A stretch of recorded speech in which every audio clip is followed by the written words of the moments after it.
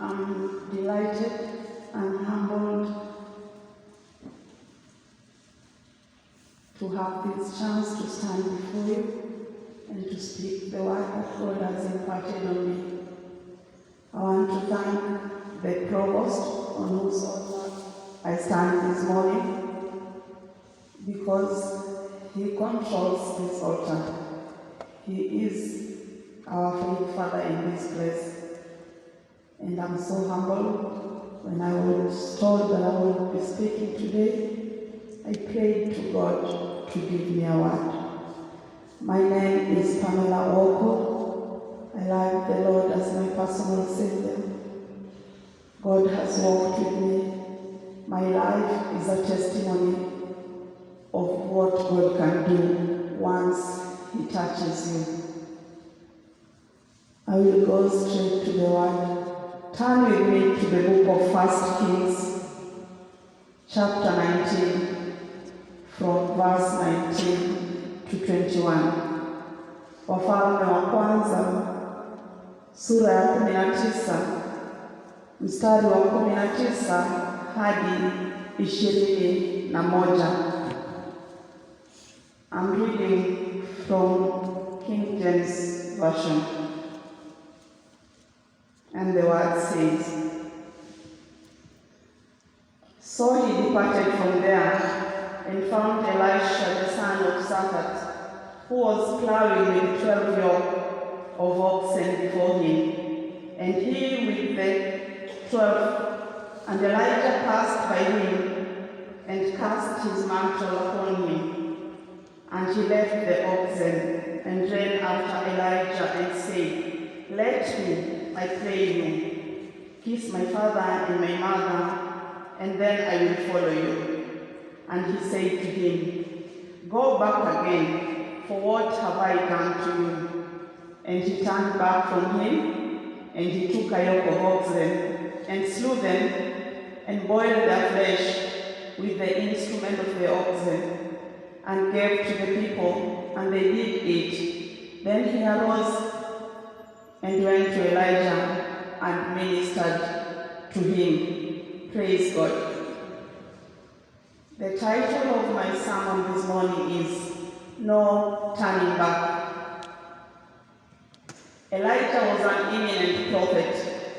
He found Elisha plowing with 12 oxen, just as we have read from the word. And he threw his mantle upon him.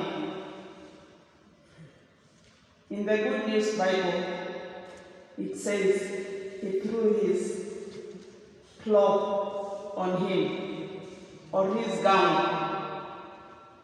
But Elisha asked to be allowed to go back and say goodbye to his mother and father before he could follow Elijah. Elisha was the protege of Elijah. In other words, a mentee. Elijah was supposed to mentor Elisha. And when he was found plowing, as we delve further in the word, it's like Elisha had his life ordered. He had his life prepared. Like we do in our daily lives, we have a plan of how we shall live this life. When we are young, our parents know which schools they want us to go to. They know which college they want us to join. They have a plan in their mind. So Elisha had a plan. He was plowing. But then the prophet of God passed by and threw his mantle on him. And when he asked to be allowed to go back and say goodbye to his parents, he was leaving it all. His life had been disrupted. But to make sure that he would never go back, I've said the title of the sermon is No Turning Back. For Elisha to be sure that he will not go back to plowing, he slew the oxen and used the plow, the wood, to cook a meal. And he distributed, I can imagine the feast they had in that village.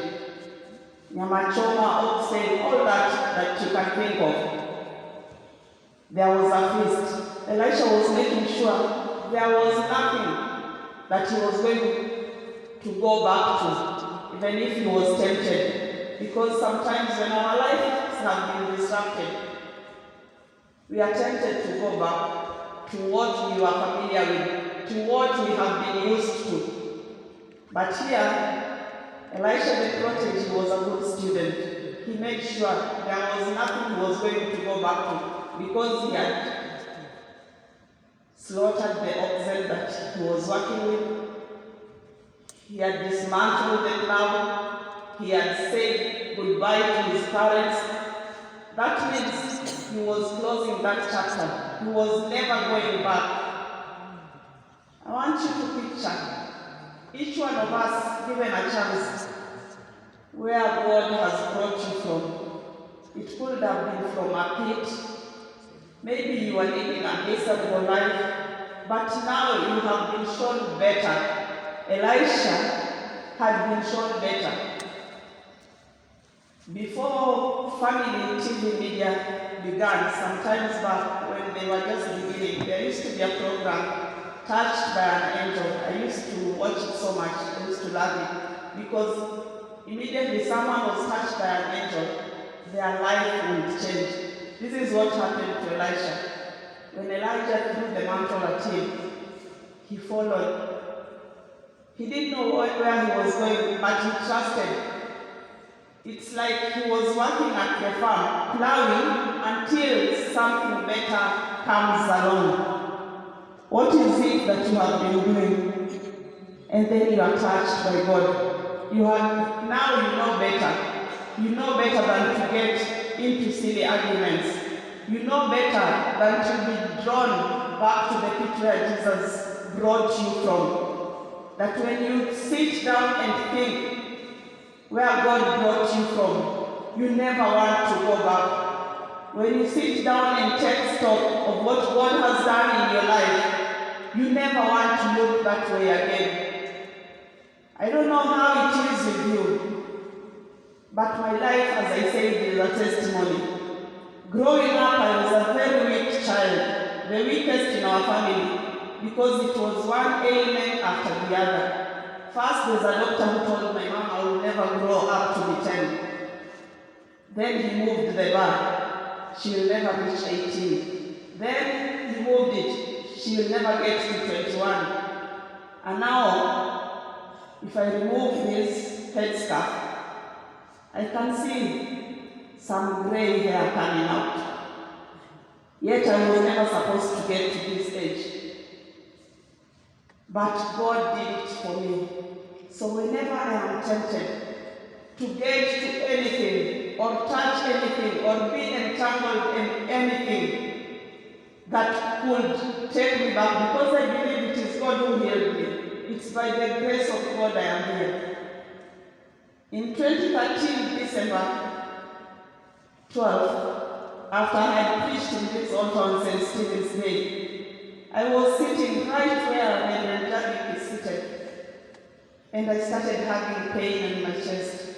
I asked the retired Vicar General to let me go. I walked out, I reached home, I was vomiting, and the grass was burning. My mom thought I had been poisoned. I was rushed to life care, and in 2.5 hours, I had a life-threatening operation. Dr. Samuel Baraza, if he is here, he could attest to that, because he was the anesthetist on that day. And I knew I would never see another day, but I was not scared, because according to what the doctors had ordered for me, I had outlived the age where I was supposed to die. But God spared my life. When I think of that, I am not turning back. When I think of where God has brought me from, I am not getting entangled in anything that will derail my journey to heaven. I am taking this walk. The cross is before me, and the world is behind me. How I pray this morning that each one of us, because I believe we all have a testimony, don't take it for granted. I know for some of you, when you want to wake up and you're asked how early you are this morning, you will say that I set my alarm. Lucky for you if you are woken up by an alarm. I am woken up by God. Because if the alarm works, please take it to the Lord this morning and see how many people will wake up. It is God who wakes us up. It is God who carries us. Just remember where God brought you from. I am sure each one of us has a testimony, but we tend to forget. When life becomes comfortable, we tend to forget. But like Elisha, what is it that you have to deal with? Which doors do you have to close so that you don't go back?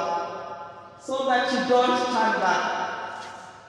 In the first reading this morning, Luke 13:12, it says, my Bible says, woman, art thou be loosed? This woman was loosed by Jesus after 18 years of infirmity. She was set free. I can imagine this woman would not go back to the life she used to live, because before Jesus set her free. Can you remember? Can we just take a journey back in our minds where God brought us from and think of the things that we can't go back to? Elijah reminded Elisha, as he asked to be allowed to go back and say goodbye to his parents, that remember what I did to you. I don't know what Elijah did to Elisha, but I'm imagining he was given a better prospect than what he had. Who, after being given better than, can go to lesser than? If I apply it to our daily life, when the mobile phones were released and they started coming to the market, there used to be that long phone with it looked like a walkie-talkie, the policeman. And it was the big thing. But I'm sure right now no one can desire to use that phone because we have upgraded. We keep upgrading. Who, after upgrading, would want to use a slower version of the internet, maybe, because that's what the youths here use? After you've been touched by an angel, why would you want to delete some numbers from your phone? So I'm talking to you, the youths. There are some contacts you need to sever your relationship with, because they keep taking you back. There are some crowds that when you sit in, you become a better gossiper. You are tempted to use drugs. You are tempted to talk in a way that you never used to talk. Have you ever had people who go to Mombasa for 1 week and they come and say, if I could just say, nimefika saa hizi, now they have changed how they speak because they have been somewhere. Maybe that was better to them. So you become what you hang around. But if you know better, you will never look there. If you know better, you will never go back there. The woman at the well, when she saw Jesus, we all know her story. She had 5 men in her life, and even the one she was living with was not her husband. Possibly, when she saw Jesus, she just thought she had another catch. And truly she had another catch, because she was meeting a man who was going to quench her thirst, that she will never thirst again. That the thirst she had will never be quenched again by a man in the way she was used to. What is it that Jesus has done to you? That when you think of it, you run, you flee from sin. What is it that Jesus has changed in your life? That when you think of it, I have decided to follow Jesus. I have decided to follow Jesus. I have decided to follow Jesus. Lord The cross before me, the world behind me.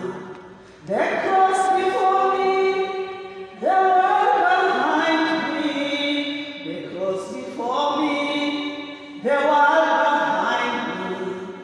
No turning back, no turning back. When you have been touched by Jesus, there is no turning back. There are things you will lose in your life, but I can assure you that you will gain better. There are people who will go out of your life, but you will become better. I am a total orphan, as I know most of us are, because each and every time we are burying parents. And for a long time, being a sickly child, I was the favorite of my parents. I was daddy's girl, but daddy is not there anymore. I was mommy's girl, she's not there anymore. And I used to wonder how my life would be without them. But you are the witnesses. Am I better? Am I better now that they are not here? If I am, it's because of what they taught me. If I am, it's because I never took my mom just as my mom. I took her as my mentor. I took her as Elijah and I was Elisha. She taught me so many things, even to the point of death. I usually joke with my inner circle because we all have that. Those people you can be free with and tell anything. I tell them, my mom taught me even how to die. Because this woman withstood the ravaging pain of cancer. And she sang to her last breath. And she told me, what can I give you?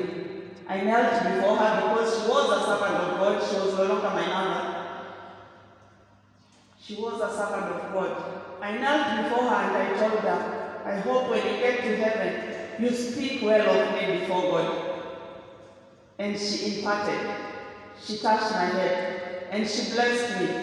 And if there's anything good you see in me, it's because of Jesus and the person he put in my life, who was my mom. May her soul rest in peace. To teach me, apart from being a parent, I had lived with my parents until their old age. My dad died at 79. My mom died a few weeks to her 80th birthday, which we had planned to celebrate in style. Then our lives were disrupted, just like Elisha's life was disrupted here. And she told me, you will be in charge of praying for this family. I used to pray for you, but now you will be praying for them.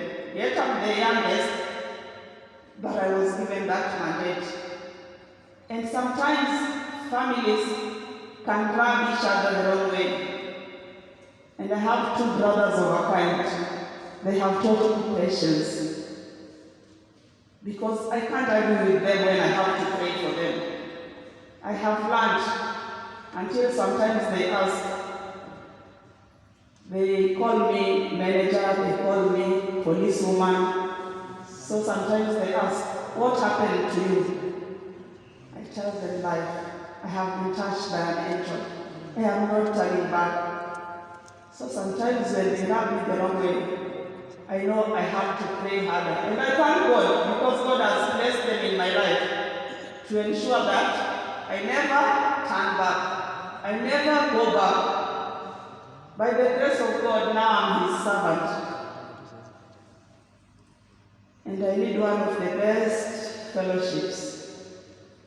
And they can try my patience.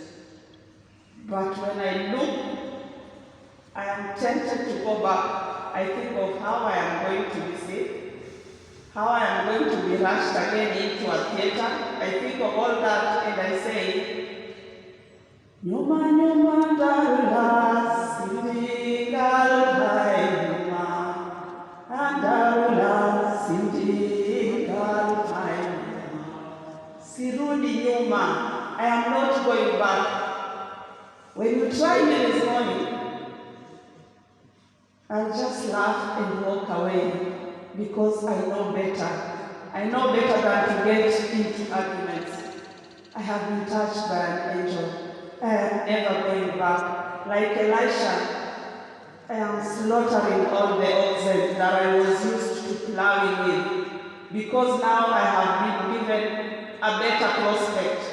Who, after being blessed with better than, can go back to lesser than?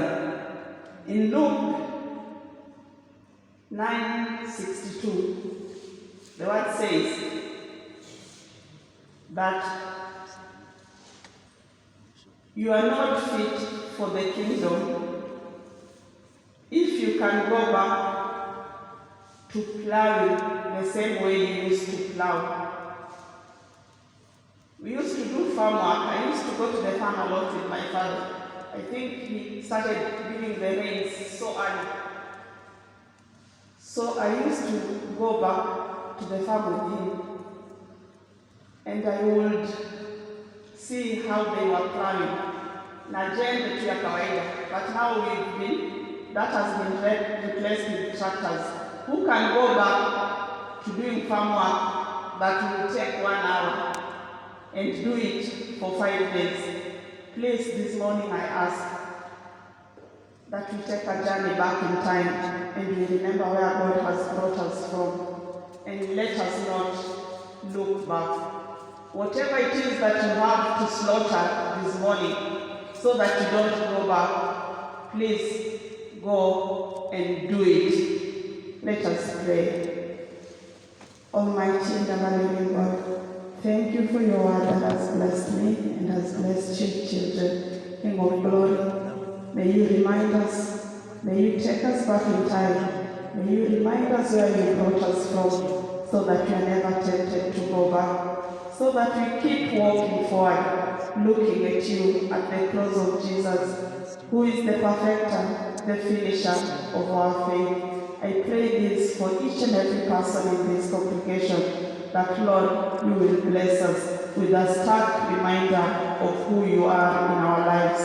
I pray this trusting and believing in Jesus Christ, your Son. Amen.